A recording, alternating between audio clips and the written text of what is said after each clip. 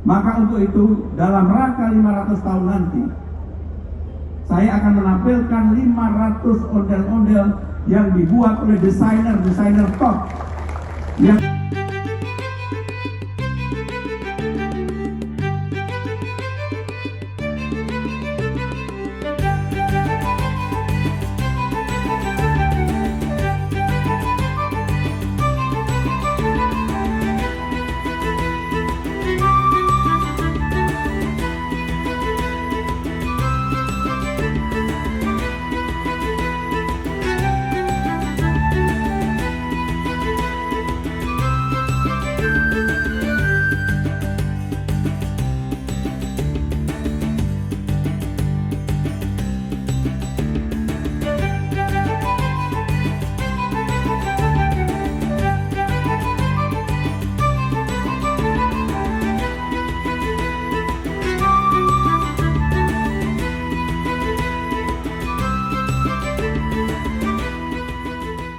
untuk menjadi cara untuk mencari ngamen.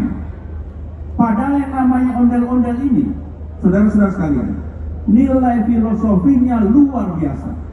Maka untuk itu, dalam rangka 500 tahun nanti, saya akan menampilkan 500 ondel-ondel yang dibuat oleh desainer top yang akan memberikan wajah baru ondel-ondel Jakarta. Kalau itu bisa dilakukan, saudara-saudara sekalian, saya sering dikritik oleh banyak orang. Kenapa saya begitu kekeh untuk wajah Betawi di balai kota ini menjadi nampak? Bahkan setiap pelantikan pejabat tidak boleh lagi memakai pakaian jas, harus memakai ujung serong, kebaya encim, dan sebagainya. Sehingga dengan demikian bukan hanya disimbolkan, tetapi dilakukan dalam kenyataan itu. Pemprov DKI Jakarta tengah mengkaji skema tarif baru, bukan lagi flat 3.500 seperti saat ini, tapi berdasarkan jarak tempuh. Ya, Gubernur DKI Jakarta Pramono Anung memastikan layanan Trans Jabodetabek akan tetap mendapatkan subsidi meski tarif moda transportasi tersebut akan mengalami kenaikan.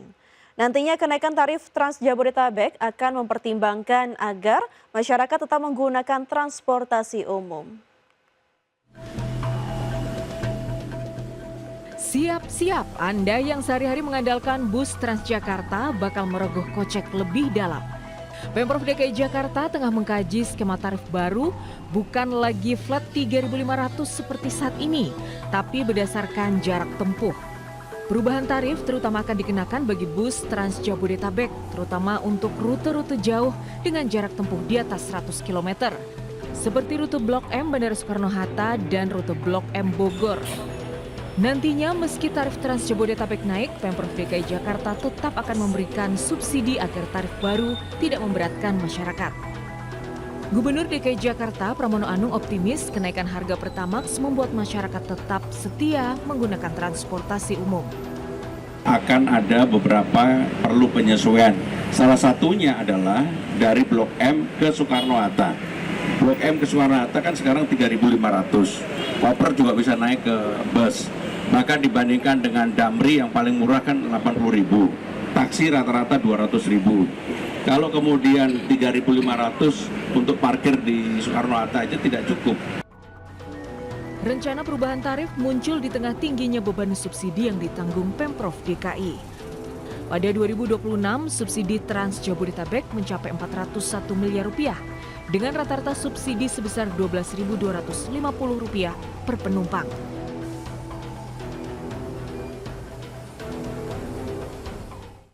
Ya, pemirsa, rencana penyesuaian tarif Trans Jabodetabek yang akan dilakukan oleh Pemprov DKI Jakarta menuai pro kontra dari para pengguna. Sebagian ada yang setuju, bahkan tak sedikit pun yang menolak lantaran di tengah situasi ekonomi yang tengah sulit saat ini. Emang harganya masih masuk akal, itu masih oke sih, apalagi untuk ke bandara.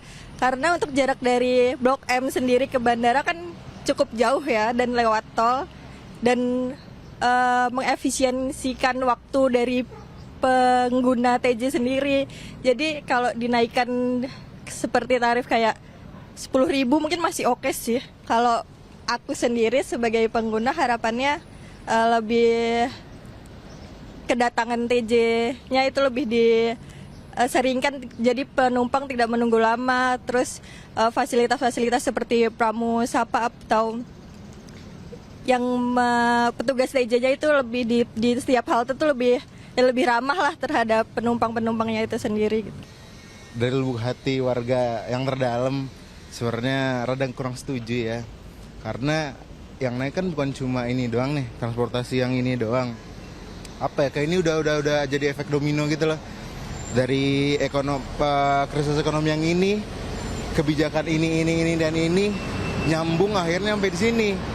Baru-baru ini ada berita terakhir, aduh gue naik sini lagi, soal BBM merembet juga pasti salah satu sama ini juga nanti nih, sama yang di depan-depannya lagi nanti. Oke. Harapannya terakhir, Pak. Harapannya terakhir semoga bisa segera stabil lagi. Kalau bisa turun syukur banget. Kalau nggak turun, at least stabil buat tahun yang mendatang juga deh. Oke. Kalau menurut saya pribadi sih nggak setuju ya Kak. Soalnya kan saya juga naik TJ yang ke UIN. Itu juga naik yang Transjakarta Jabodetabek kan.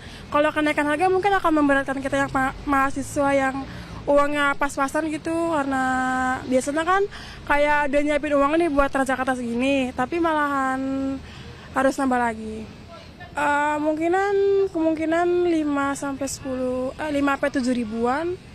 Itu nggak apa-apa? Iya, mungkin nggak apa-apa. Iya, mungkin ditambahin armadanya aja. Menteri Usaha Mikro, Kecil dan Menengah Maman Abdurrahman tak menampik adanya dampak pelemahan rupiah serta kenaikan harga BBM non-subsidi Pertamax terhadap sektor usaha mikro, kecil, dan menengah. Maman menyatakan sejumlah pelaku UMKM khususnya yang bergantung pada bahan baku impor terkena dampak langsung. Untuk itu pihaknya terus memantau dan melakukan langkah mitigasi untuk mencegah dampak yang lebih berat bagi UMKM. Di mana saat ini pemantauan difokuskan pada para perajin dan pedagang tahu serta tempe karena ketergantungan yang sangat tinggi terhadap pasokan kedelai impor. Maman juga meyakini hal ini bisa diatasi pemerintah khususnya Kementerian Keuangan dan Bank Indonesia yang tengah melakukan langkah-langkah terobosan untuk menjaga ataupun mendorong penguatan rupiah. Ya, terlepas dari apapun, kita juga harus mengakui bahwa tentunya ada impact di beberapa sektor-sektor tertentu terhadap UMKM kita.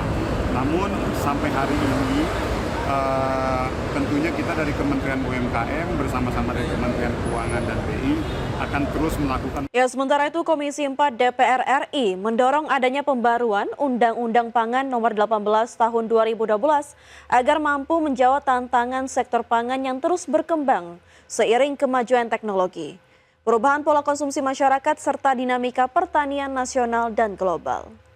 Anggota Komisi 4 DPR RI Firman Subagio menilai revisi Undang-Undang Pangan agar selaras dengan tantangan pangan masa depan, termasuk perkembangan teknologi pertanian dan inovasi di sektor pangan yang bergerak cepat saat ini. Di mana regulasi pangan yang berlaku saat ini sudah perlu disesuaikan dengan perkembangan zaman. Menurut Firman, konsep ketahanan pangan harus dipandang secara lebih luas dengan mengoptimalkan berbagai sumber pangan yang tersedia di Indonesia, termasuk potensi pangan lokal yang dimiliki setiap daerah. Selain itu dirinya menegaskan bahwa Indonesia memiliki kekayaan sumber pangan yang sangat beragam dan dapat menjadi penopang ketahanan pangan nasional di masa depan. Ini memang harus segera dilakukan penyesuaian karena ketika undang-undang kita susun, pergerakan terhadap masalah alih teknologi pertanian belum sedahsyat atau belum secepat ini. Oleh karena itu tadi kami sampaikan dalam pertemuan ini bahwa pertanian ini atau kita bicara pangan itu tidak hanya bicara beras, tapi dari sumber hayati lainnya. Sehingga yang kami dorong adalah seperti yang disampaikan Pak Wali tadi adalah sudah mulai mengedepankan kearifan lokal seperti sagu dan kemudian juga di bawah tadi kami sudah mencoba adalah pengembangan sorghum. Sorghum cukup bagus dan saya sudah rasakan betul dan tidak jauh berbeda.